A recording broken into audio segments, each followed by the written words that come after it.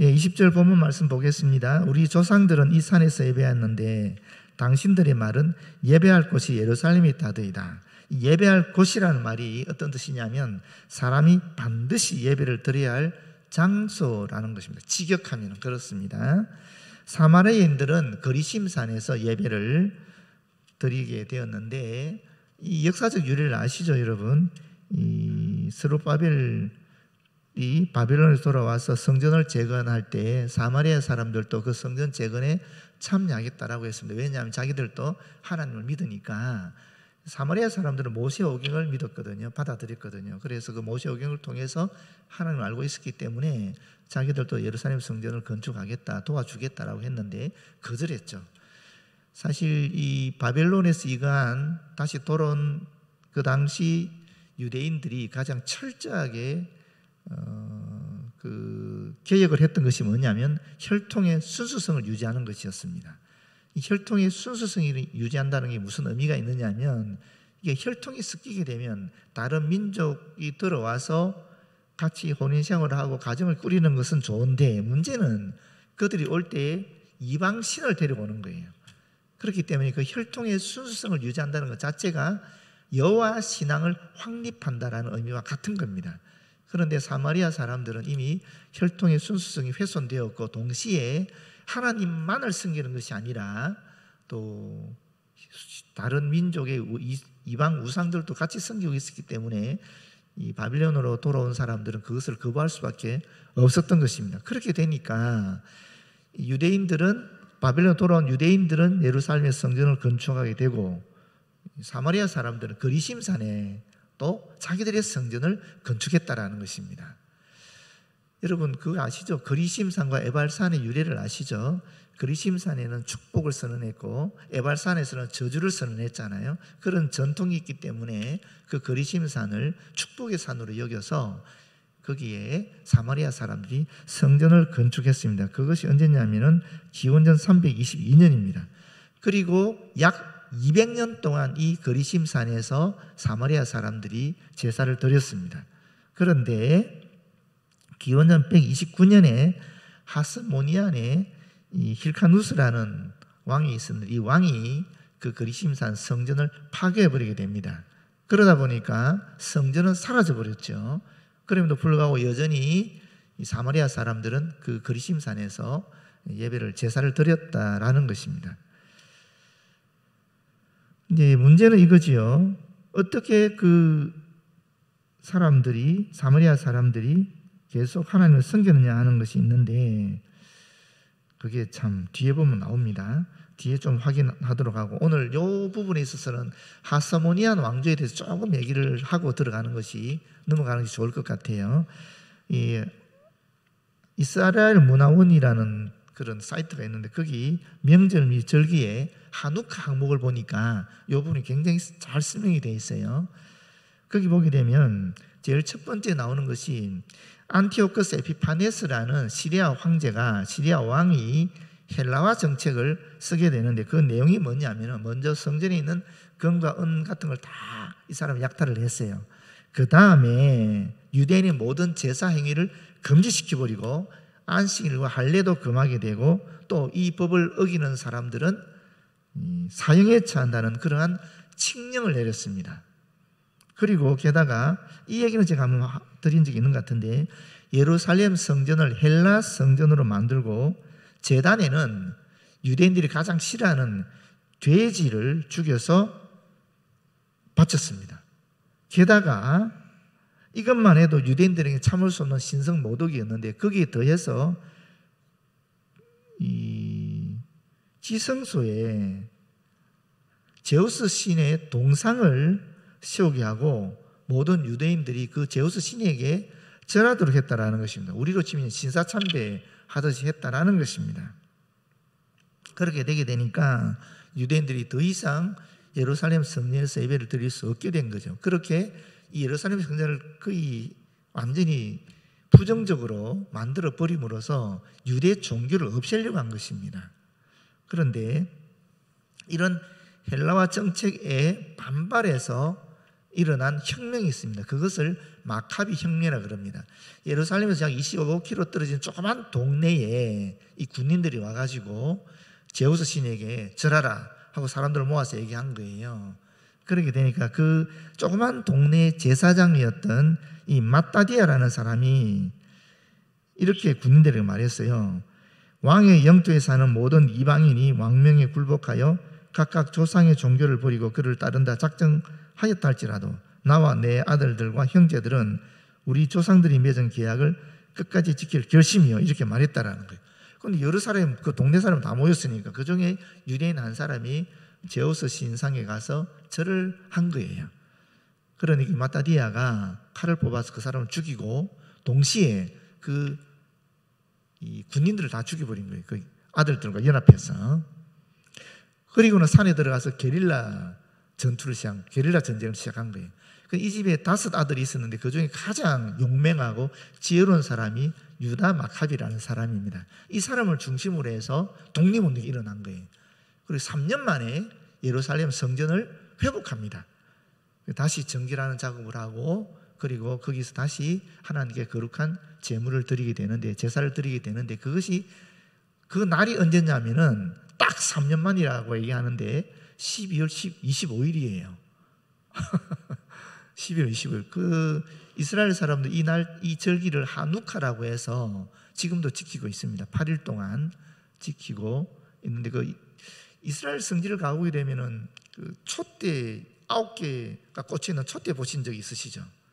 그 촛대가 이 하누카를 생각하는 절기고, 그 명절이 되게 되면은 다 이 촛대에 하나씩 불을 켜기 시작하는 거예요. 중간에 있는 촛대는 처음부터 켜놓고 나머지 4개가 양쪽에 있을 거 아니에요. 그게 이 절기를 지키는 8일간을 의미하는 것인데, 매일 하루가 지날 때마다 불을 하나씩 켜는 거예요.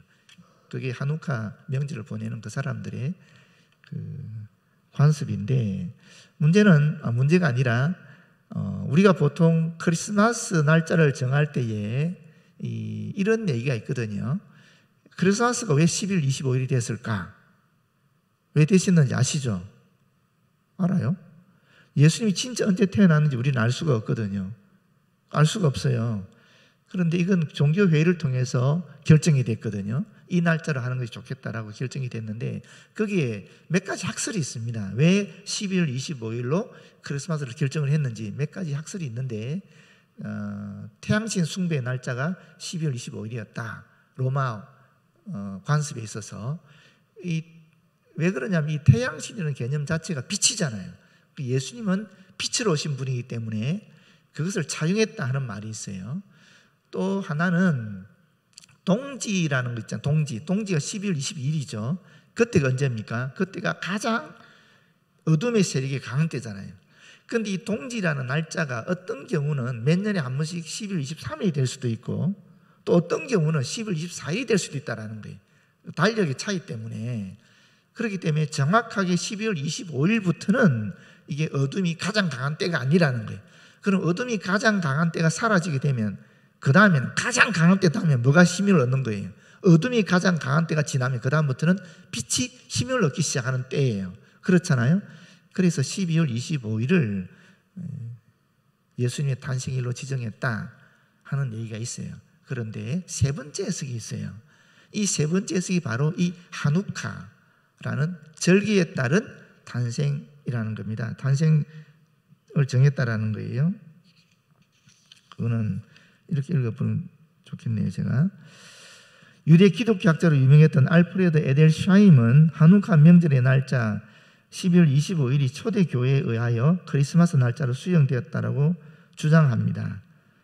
왜냐하면 이 날이 성전을 정결하게 한 날이기 때문에.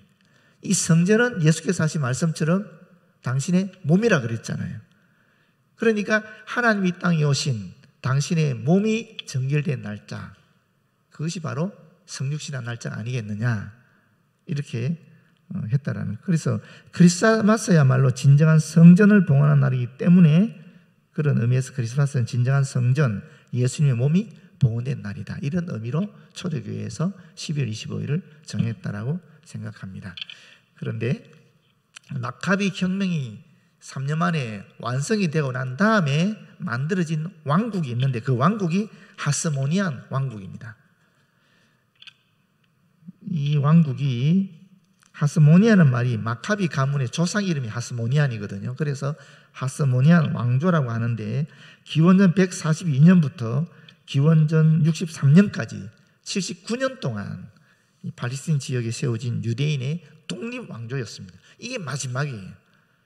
이때로부터 그러니까 기원전 63년부터 1948년까지 약 2000년 동안 유대인들이 자기들 나라를 가지지 못했다라고 얘기하는 거예요.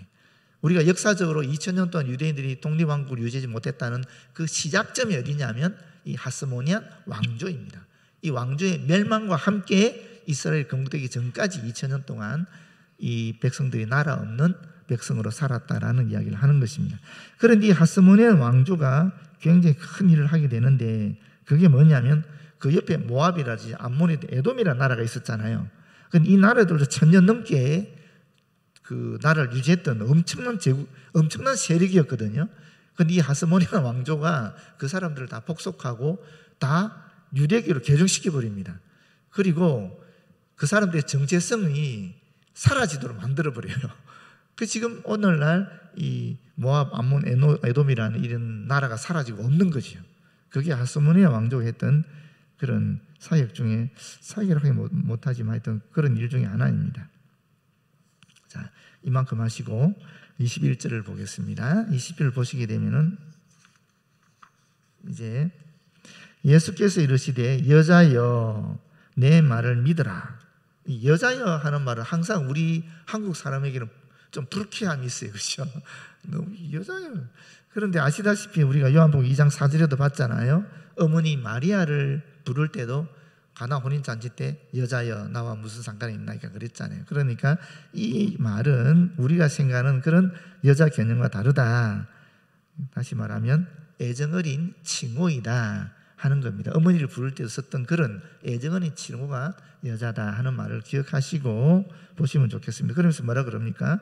이 여자를 사실 예수님은 이 사마리아 여자를 봤을 때 이미 부정한 여자인 거 아셨겠죠. 그 시간대에 정상적인 여자가 물을 길을 올 수는 없으니까 분명히 부정한 여자라는 걸 아셨음에도 불구하고 아주 애정어린 칭호를 썼다라는 것이 중요한 거예요. 그러면서 뭐라고 얘기합니까? 내 말을 믿어라. 이것도 우리말 성경에 있는 겁니다. 이게 내 말을 믿어라는 말은. 그럼 다른 성경이 어떻게 되어 있느냐? 나를 믿어라 이렇게 되어 있어요. 영어 성경이 다 그렇게 되어 있습니다. 그런데 이상하게 우리말에만 내 말을 믿어라 되어 있는데 그 이유는 이 뒷말을 좀 더 이해하기 쉽도록 하기 위해서 그러신 것 같아요. 그렇게 한 것 같아요. 그 뒤에 보게 되면 예수님이 계속 설명을 하시잖아요. 그 말에 대해서 믿으라고 의역해 줬다라고 볼 수 있겠습니다. 그러나 이 원어적 의미는 나를 믿으라라는 것입니다. 나를 믿으라. 사실 신앙의 본질이 어디 있느냐? 기독교 신앙의 본질이 어디 있느냐? 예수 믿는 겁니다. 그렇지 않습니까? 예수를 제대로 믿느냐 안 믿느냐 이것이 우리 기독교 신앙의 본질이라고 볼 수 있습니다. 그러면서 이렇게 말합니다. 이 산에서도 말고 예루살렘에서도 말고 너희가 아버지께 예배할 때가 이르리라. 이건 특정한 예배 장소를 부인하는 거예요. 사마리아 사람들이 믿었던 그런 예배의 장소인 그리스도의 삶도 아니고 유대인들이 믿고 있는 예루살렘 성전도 아니라는 거예요. 예배 장소 자체를 부인해버렸다는 것입니다. 그건 무슨 말이겠어요? 지금까지 지속되어 온 구약 예배 전체를 사실은 부인하는 의미가 있다라는 겁니다. 왜? 너무 부패해버리고 너무 왜곡되어버렸기 때문에 그렇습니다. 율법에서 얘기하는 구약에서 이야기하는 그런 예배를 지금 드리고 있지 않기 때문에 이런 이야기를 예수께서 하고 있다라는 것입니다. 다시 말하면 장소에 구애받음 없이 메시아의 중보사역을 통해서 하나님께 직접 나가서 영과 진리로 예배드리는 새로운 시대가 도래했다 하는 것을 알려주고 있는 거죠. 22절에 보게 되면 너희는 알지 못하는 것을 예배하고, 이 알지 못하는 걸 예배한다는 것은 사마리아인들이 예배하는 것을 지금 상징적으로 얘기하고 있는 것입니다. 왜냐하면 그들은 모세 오경만을 성경으로 받아들였고 또 우상과 우상 다른 종교 이방신과 혼합된 그런 예배를 드리고 있었기 때문에 잘못된 거잖아요. 알지 못하고 예배를 드리는 거잖아요. 이게 중요하죠. 왜 그러냐면 모세 오경에도 메시아 예언이 있지만 사실은 선지서에 예언서에 예수님의 예언이 굉장히 많이 나오지 않습니까? 사실 모세 오경에 딱 하나 나와요. 신명기에 보게 되면 그것이 몇 장 몇 절이냐면은 여기 있습니다. 신명기 제가 뒤에서 얘기했는 신명기 18장 15절 18절을 보게 되면 내 하나님 여호와께서 너희 가운데 내 형제 중에서 너를 위하여 나와 같은 선지자 하나를 일으키시리니 너희는 그의 말을 들을지니라. 이것이 곧 내가 총회의 날에 호렙산에서 내 하나님 여호와께 구한 것이라. 곧 내가 말하기를 내가 다시는 내 하나님 여호와의 음성을 듣지 않게 하시고 다시는 이 큰 불을 보지 않게 하소서. 두렵건대 내가 죽을까나이다 하매 여호와께서 내게 이르시되 모세에게 말한 거죠. 그들의 말이 옳도다. 이스라엘 백성의 말이 옳다라는 것입니다. 하나님 워낙 두려운 거죠. 큰 불 속에 임재하시는 걸 보고 죽을까 싶어서 이스라엘 백성이 두려워하니까 그때 하시는 말씀이 이스라엘 백성이 주신 하나님의 말씀이 내가 그들의 형제 중에서 너와 같은 선지자 하나를 그들을 위하여 일으키고 하나님께서 이스라엘 백성들 중에서 모세와 같은 선지자 하나를 이스라엘 백성을 위해서 일으키고 하나님의 말씀을 그 입에 두리니 하나님께서 그에게 명령하는 것을 그가 무리에게 다 말하리라. 이렇게 예수 그리스도에 대한 예언이 이미 모세 시대에 신명기 18장 15절 18절에 예언되어 있었다라는 겁니다. 그래서 이 모세 오경에 나오는 이 말을 믿고 사마리아 사람들이 메시아를 기다리고 있었다라고 볼 수 있는 거죠. 그렇지만 그럼에도 불구하고 그들이 제대로 지금 하나님께 예배를 드리지 않고 있는 거예요. 왜? 예언서를 보시게 되면 어떤 내용이 나옵니까? 성전에서 잘못된 예배를 드리는 수많은 이스라엘 백성들을 향해서 질책하는 말이 나오잖아요. 우상 숭배에 대한 수많은 하나님의 징벌이 나오지 않습니까? 예언의 말씀들이 나오잖아요. 그런데 이 사마리아 사람들은 그 예언서를 성경을 인정하지 않으니까 그걸 안 보는 거죠. 모세 오경만 보는 거예요. 사실 모세 오경만 제대로 봐도 나 외에 다른 신을 섬기지 말라 그랬음에도 불구하고 또 그건 무시하고 이 우상 신에 드리는 예배 의식과 하나님께 드리는 예배가 같이 섞어져서 있으니까 이게 잘 알지 못하고 드리는 예배가 되는 거죠. 사마리아 사람들을 향해서 하신 주님의 말씀에. 그래서 여기 너희는 알지 못하는 것을 예배하고라고 얘기하고 있는 것입니다. 그리고 우리는 아는 것을 예배한다. 유대인들은 모든 구약 성경으로 받아들이기 때문에 비교적 하나님에 대해서 사마리아인들보다는 더 잘 알게 되었다라는 것입니다. 이는 구원이 유대인에게서 남이라. 그런데 아는 것을 예배한다 하는데 그 원인이 어디 있냐면 구원이 유대인에게서 난다라는 거예요. 그것은 모세 오경에서 지금 신명기 18장에서 나오는 그 예언이 이 예언자들의 그 예언을 통해서 계속적으로 나오잖아요. 메시아가 올 것이다. 메시아가 올 것이다. 메시아가 올 것이다. 계속적으로 나오거든요. 그걸 얘기하는 겁니다. 결국 하나님께서는 이 하나님의 말씀을 누구에게 맡겼느냐? 이스라엘 백성에게 맡겼다라는 거예요. 그 다음에 이스라엘 백성을 통해서 메시아가 나게 하셨다라는 것입니다. 그래서 로마서 3장과 로마서 9장에 나오는 말씀입니다. 종종 제가 말씀드렸죠. 하나님이 우리에게 드러내시는 두 가지 계시가 있는데 하나는 자연 계시고 하나는 특별 계시라 그랬잖아요. 이 자연 계시는 자연 만물을 통해서 피조 세계를 통하여 하나님의 창조적인 그 흔적을 보고 주님을 발견하는 거예요. 정말 어렵지만 사실은 가능한 얘기라는 겁니다. 거의 불가능하지만 가능한 얘기로 계시되어 있다라는 거예요. 특별 계시가 있는데 특별 계시가 뭐냐면 하나님 말씀이 성경이에요. 그리고 말씀이 육신이 된 말씀의 성취인 예수 그리스도이시거든요. 그 지금 이 말씀은 우리는 아는 것을 예배하는 이는 구원이 유대인에게서 남이라 하는 말씀 자체가 특별 계시를 얘기하는 거예요. 하나님께서 말씀을 이스라엘 백성에게 맡겼고 또 그 이스라엘 백성을 통해서 말씀이 육신이 되는 예수 그리스도가 탄생하게 되는 것을 말하는 것이니까 이렇게 얘기하는 것입니다. 여기 이제 구원이라는 말이 있잖아요. 이는 구원이 유대인에게서 남이라. 구원이라는 말이 있는데 이 구원은 사실 이 위기로부터의 탈출도 의미하고요. 또 보존이라는 의미도 가지고 있습니다. 다 가지고 있습니다. 우리가 흔히 알고 있는 이 구원, 건져내었다라는 의미도 있을 뿐만 아니라 이런 보존의 의미도 있거든요. 이게 히브리 말로 이건 조금 말씀드릴 필요가 있을 것 같아요. 예샤라는 말이에요. 예샤. 뭐 좀 뭐랑 좀 비슷하지 않습니까? 예샤, 예수아, 예수 비슷하잖아요. 이 예샤라는 말에서 예수라는 말이 나왔어요. 그래서 예수님의 이름 뜻이 구원이다 하는 말이에요. 그게 호세아도 같은 의미, 여기서 나온 말이고요. 여호수아도 여기서 나온 말이고 예수님도 여기서 나온 말이에요. 그래서 혹시 여러분 기억하실지 모르겠는데 미션 말고 뭐죠? 예수님이 죽으심 순환, 패션 오브 크라이스트 거기 보게 되면 마리아가 예수님을 부를 때 예슈아라고 부릅니다. 그게 이 말에서 나온 거죠. 그러니까 23절입니다. 아버지께 참되게 예배하는 자들은 어떻게 예배됩니까? 영과 진리로 예배할 때가 오나니 곧 이때라. 여기 22절에서는 두 부류의 예배자를 비교하고 있죠. 사마리아 사람들과 유대인들 비교했는데 여기 23절에서는 이와는 질적으로 다른 아버지께 참으로 예배하는 그런 자가 되어야 된다는 것을 밝히고 있습니다. 비록 유대인들이 바른 대상에게 예배를 드리기는 하지만 그들이 참으로 예배하는 자들은 아님을, 참으로 예배하는 자들이 아님을 지금 이야기하고 있는 거죠. 유대인들은 예수 그리스도를 제사장과 제물로 삼아 드리는 그런 진정한 예배에 대한 이해가 없다라는 겁니다. 당연히 없을 수밖에 없죠. 그 당시에는. 여기 이제 영과 진리라는 말이 나오는데 이 영은 뭐냐면 두 가지 해석이 가능해요. 첫 번째는 이 영을 성령으로 해석할 수도 있어요. 또 두 번째는 영이라는 개념 자체를 우리 인간의 영 또는 인간의 이 중심, 인간의 마음 이렇게도 해석이 가능하거든요. 그 두 가지 해석이 다 가능해요. 푸뉴마라는 말 자체가 이 푸뉴마라는 단어가 헬라어고 이게 히브리 말에서는 루아흐라는 말인데 이게 사실 가장 이 단어의 가장 기본적인 의미는 뭐냐면 바람, 숨 이런 말이에요.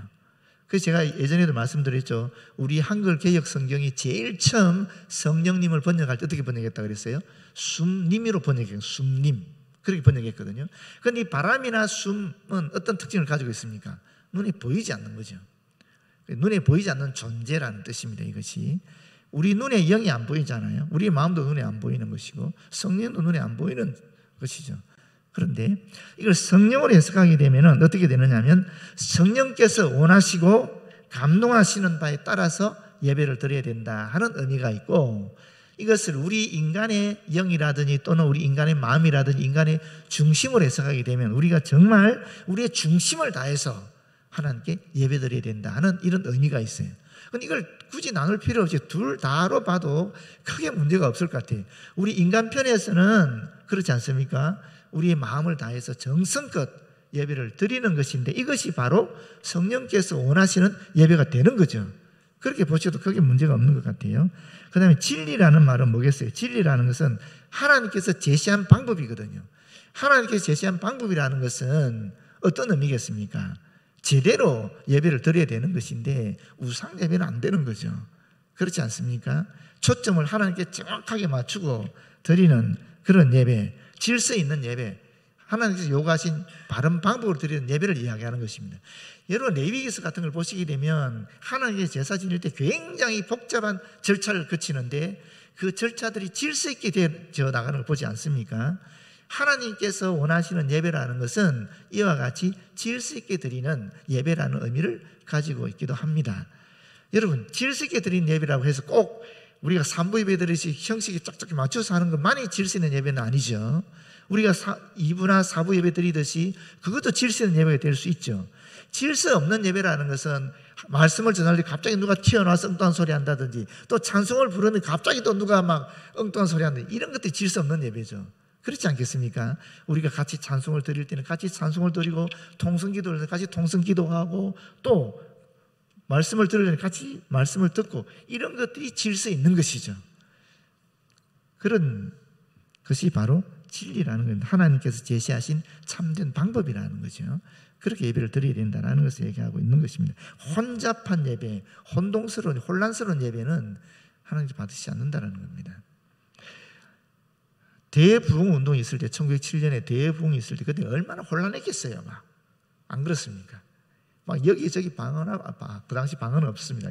막 통성으로 서로 죄를 고백하는 기도가 여기저기 튀어나오는데 얼마나 혼잡했겠습니까? 그런데 선교사들의 글에 하면 묘하게 이구동성으로 막 여기저기서 막 기도를 하는데 그게 묘하게 조화롭게 질서가 있었다라는 기록이 있어요. 그게 하나님 기뻐하시는 예배라는 거죠. 그러니까 그런 의미입니다. 진리로 예배할 때가 오나니 곧 이때라. 그러나 때가 오고 있으니 바로 지금이다 하는 말이죠. 성부 하나님에 의하여 이 땅에 보내심을 받은 성자 예수께서는 언제든지 하나님이 정하신 시간표에 따라 행동하셨고 이제 공생애를 시작하심으로 그 시기가 구체적으로 도래하고 있다는 것을 나타내주고 있으면서 동시에 이때라는 말이 이제 예수께서 오셨다는 거잖아요. 동시에 이게 중요한 말이 있는데 그게 뭐냐면 예수를 통해서 드려지는 예배가 영과 진리의 예배다 하는 것을 선포하고 있는 것입니다.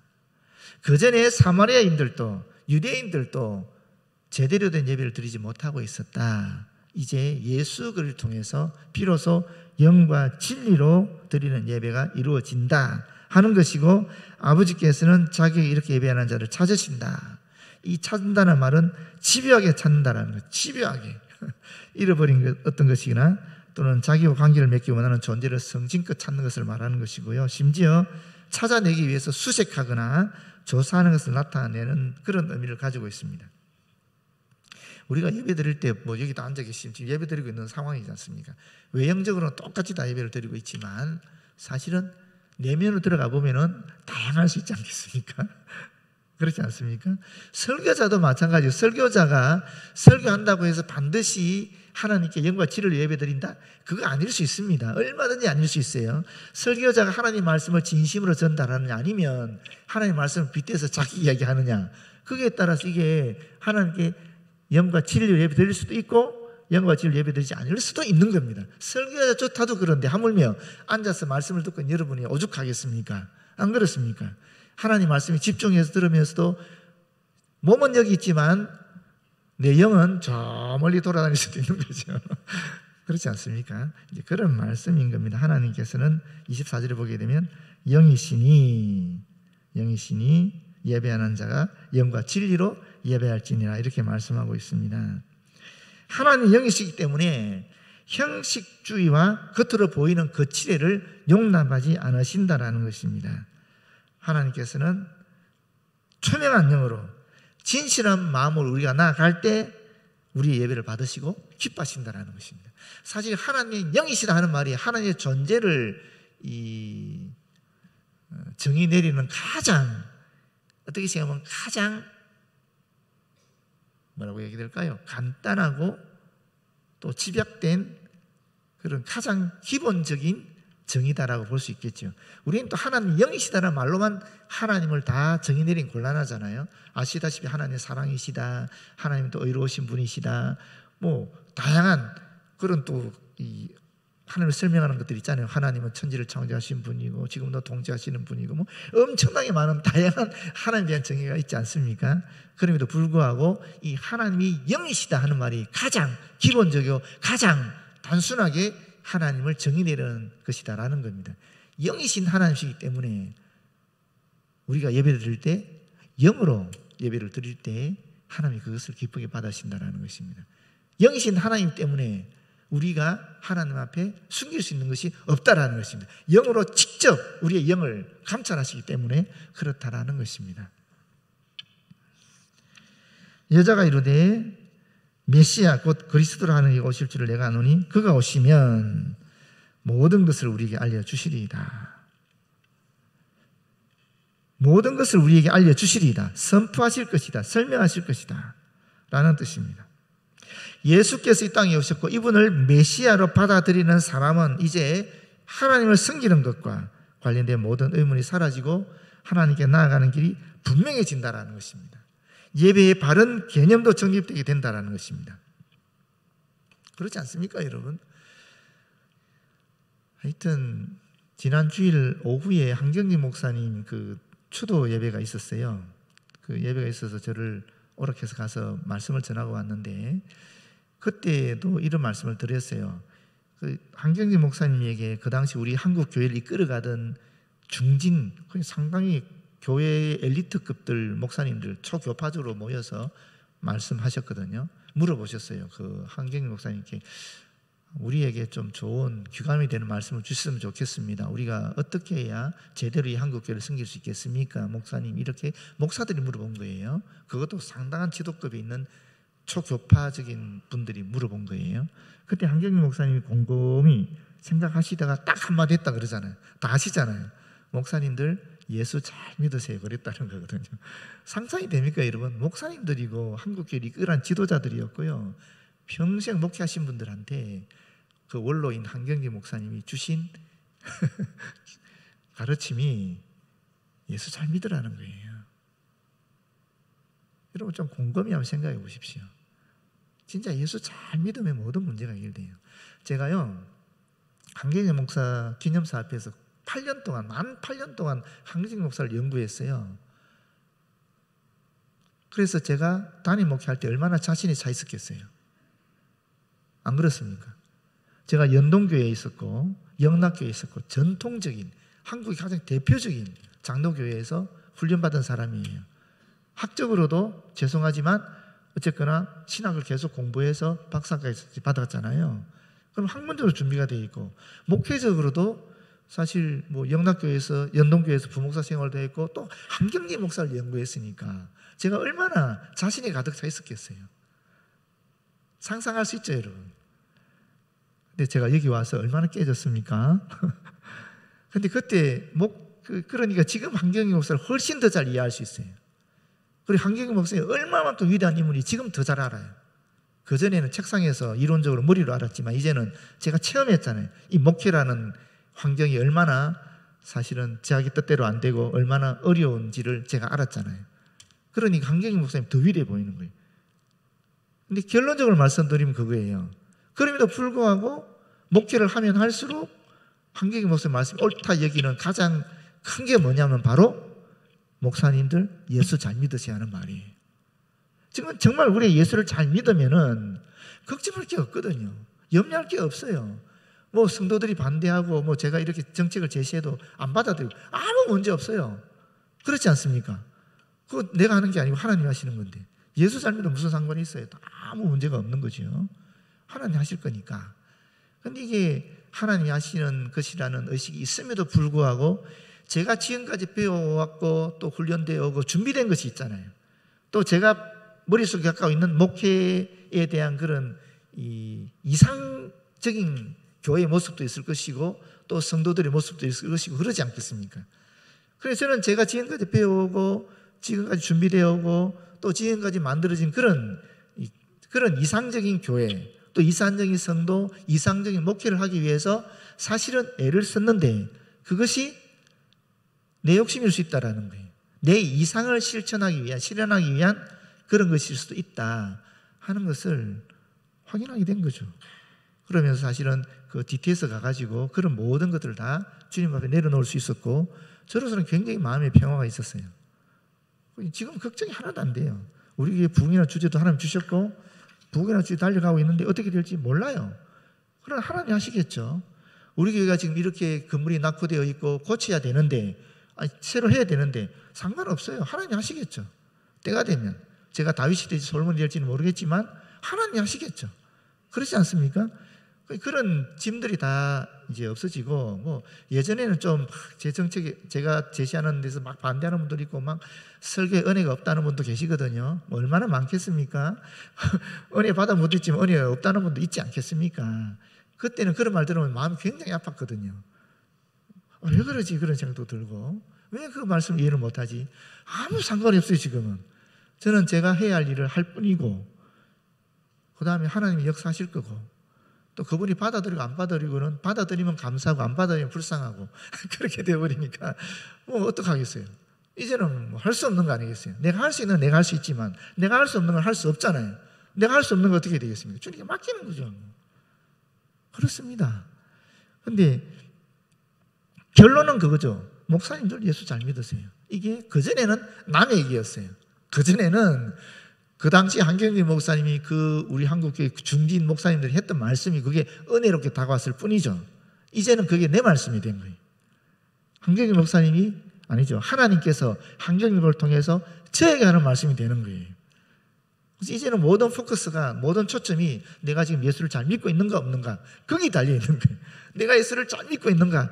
지금 이 말씀을 하는 순간에도, 당회에서 정책을 논의하는 순간에도, 누구 성도님과 얘기하는 순간에도 정말 내가 지금 예수를 잘 믿고 하고 있는가, 아니면 내 생각이 앞서고 있는가. 딱 그 차이, 그것만 딱 구별하면 되는 거거든요. 굉장히 단순해지더라고요. 정말로 단순해지는 거예요. 그래서 여러분, 제가 이 말씀 왜 하겠습니까? 영과 진리로 예배한다. 뭐겠습니까? 예수 잘 믿는 거예요. 정말 예수님만 바라보는 거예요. 그 다음에는 성령께서 우리를 이끌어 주시는 겁니다. 성령께서 우리의 생각도 바뀌게 해주시고, 우리의 마음도 변화시키게 해주시고, 우리의 행동도 변화시켜 주는 겁니다. 우리의 초점은 하나, 예수 잘 믿기 위해서 애를 쓰는 거예요. 예수님만 보고 바라가는 거예요. 예배를 드리든, 예배 마치고 나서 직장생활을 하시든, 가정에 계시든 상관이 없이 예수님께만 딱 맞춰져 있으면 뭐가 문제 있겠어요? 그게 얼라이먼트라는 말인데, 예수님께 딱 맞추면 되는 거죠. 맞추면. 영과 진리로 예배하는 의미는 저는 여기 있다고 생각합니다. 예수님께 맞추는, 예수님께 나를 맞춰 나가는 그 예배가 영과 진리로 예배드리는 것이다 하는 것입니다. 모쪼록 이와 같은 영과 진리로 예배드리는 저와 여러분 되었으면 참 좋겠습니다. 기도하겠습니다. 아버지 하나님, 고맙고 감사합니다. 예수께서 오셔서 어떻게 하는 것이 진정한 예배인지를 우리에게 확실히 가르쳐 주셨습니다. 그것은 초라하더라도 또는 휘황찬란하더라도 어떤 형태의 예배든 상관이 없이 예수 그리스도에게 초점을 잡는 예배이고, 예수 그리스도를 잘 믿는 예배인 것을 우리가 다시 한번 확인하게 되었습니다. 주님, 우리가 언제 어디서 누구를 만나 무슨 일을 하든지 간에 늘 예수 그리스도를 바라보고 예수 그리스도에 나의 모든 생각과 나의 마음을 집중하게 하고 예수 그리스도와 함께 나아갈 때에 우리가 어디 있든지 누구를 만나든지 그것이 바로 진정한 예배인 것을 깨닫게 하여 주시옵소서. 그리고 그렇게 살아갈 수 있도록 인도하여 주시옵소서. 예수님 이름으로 기도드립니다. 아멘.